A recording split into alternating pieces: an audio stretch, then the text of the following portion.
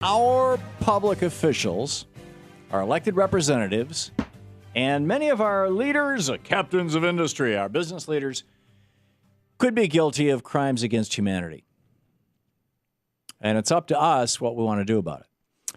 Ecocide is the crime of mass destruction of the environment and everything that lives in it. And because it's considered on par with things like genocide and torture, there's been an international push since way back in the 1970s to put ecocide under the purview of the International Criminal Court at The Hague so that people could be prosecuted for ecocide, just like they can be prosecuted for genocide.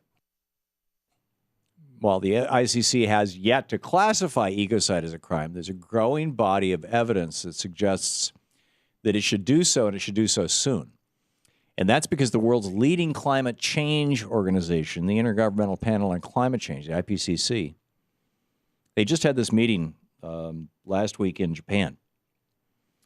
And the report got published over the weekend. They've concluded that our fossil fuel addiction is leading to the environmental destruction so serious that it could conceivably be irreversible and catastrophic. Those are the words that they use. What that means to me is end of industrial civilization, possibly the end of the human race. And I have talked, in fact, on this program with scientists who have said that that's what's coming if we don't do something now. This new report that the IPCC just came out after months and months of deliberation. And keep in mind, the IPCC, this is a consensus organization. Everybody has to agree to it or it doesn't go out. One person can stop it from going out, which means that they always give us the most conservative scenario possible. And this new report that just came out paints an absolutely devastating picture of the future of our planet. They say that global warming is going to lead to a parade of horribles, including the breakdown of our global food systems, shrinking water resources, and an increase in violent conflict, wars. And in many ways, it's already started. You know, the Arab Spring, we were told it's all about, a Tunisian street vendor got all upset and caught himself on fire, committed suicide, and boom, it all blew up. Well, the actual Arab Spring, from Tunisia to Syria to Egypt, what's really driving this is not that these people are sick and tired of the damn dictators, because in many cases, the damn dictators were subsidizing the price of their food, subsidizing the price of their fuel, providing them with a national health care system. Life wasn't all that bad 20 and 30 years ago in a lot of these countries. But now, because of climate change-induced drought, the price of wheat has doubled and tripled in these regions. And in some cases, it's just not even available. And this is the basic food stuff. This is the primary stuff that these folks eat. Hungry people rise up, and they're doing it all over the world. And this is just the beginning.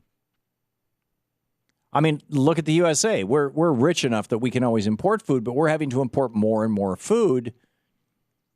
And we could be seeing some serious problems in the United States. And I would say that we already are. Now, record number of people on food stamps in large part because food is so unaffordable. Why? Because the Midwestern breadbasket is baking. Last year we had, some incredible percentage of the food crop that couldn't be brought in because of drought. California, which is, our fruit and vegetable breadbasket's the wrong word. What do you call it? Garden? They're having such a severe drought right now. You've got towns that are within weeks or months of having to be literally evacuated. And meanwhile, 600 miles to the north in Washington State, you had 20 people just die in a mudslide because it's raining too much. The weather has gone nuts.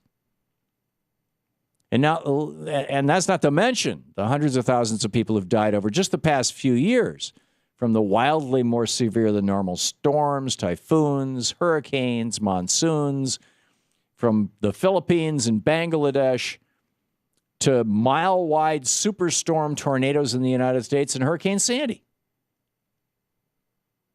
And who's the lead polluter in the world? The biggest villain in this morality play? It's us. because of our outside per capita carbon footprint. And in part because our political process has been so badly corrupted by the fossil fuel industry. And you can thank Republican appointees on the U.S. Supreme Court for much of this. Ever since Lewis Powell wrote his infamous memo calling for a business takeover of the judiciary, I laid the whole story out in my book, The Crash of 2016, beginning to end. Ever since then, and then, Richard Nixon put him on the Supreme Court then a few months later, 1971. Ever since then, the Supreme Court, in cases from Buckley v. Vallejo to Citizens United, has made it easier and easier and easier for oil and coal barons to own American politicians. And then these politicians then introduce idiotic laws like the one that Oklahoma Congressman Jim Bridenstine is promoting, that would force NOAA, the National Oceanic and Atmospheric Administration, to pare down their climate change research. Now, isn't that an irony? The week that is that movie called NOAA? It is, isn't it? I wanted to go see it. I thought this is going to be a good adventure, and we just didn't get to it. I also want to see the movie about Cesar Chavez. That looks like a good one too. So probably next weekend, Louise and I, that'll be our weekend activity. But back to this, the corruption of our political system. This is the fossil fuel industry buying off, paying off, controlling. They got our politicians by the neck. And these things have real-world consequences beyond just these bizarro bills sponsored by shills like Bridenstine. Excuse me. So as the days go by and people continue to die, and food dies on the vines, and droughts happen, and Congress continues to delay or obstruct doing anything about global warming. As that's happening, we keep passing climate tipping points that are so severe that once we pass them, people and large parts of our environment die. One of the most dangerous of those tipping points is the one associated with melting Arctic sea ice and the possibility of tundra and seabed methane releases. I mean, if we don't do something to stop this, it could lead to the Earth's sixth mass extinction. There's serious scientists talking about that, using that phrase. So we need to have a conversation about charging people and institutions with ecocide. If the very real threat of an environmental apocalypse is brought up in the IPCC's report, if that doesn't scare politicians into taking action, maybe the threat of going to prison, prosecution in the international court will do it. I mean, I know some people are going to say, oh, that Hartmann, it's extreme, he's gone off. But when the alternative is the destruction of much of the world's ecosystems, everything has to be on the table. I mean, the future of our planet, the future of our species is at stake.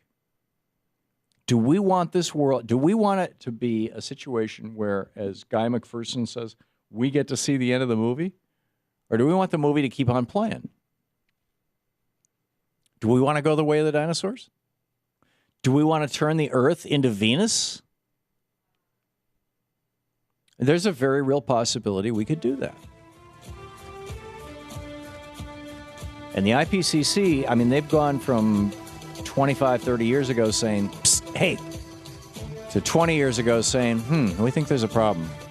To 10 years ago saying, there's a pretty serious problem you guys probably should talk about. To 5 years ago saying, this is going to be a disaster sometime in the next 100 years. To now saying, look out! This is the Thom Hartmann Program. It's time for the International Criminal Court to seriously consider ecocide.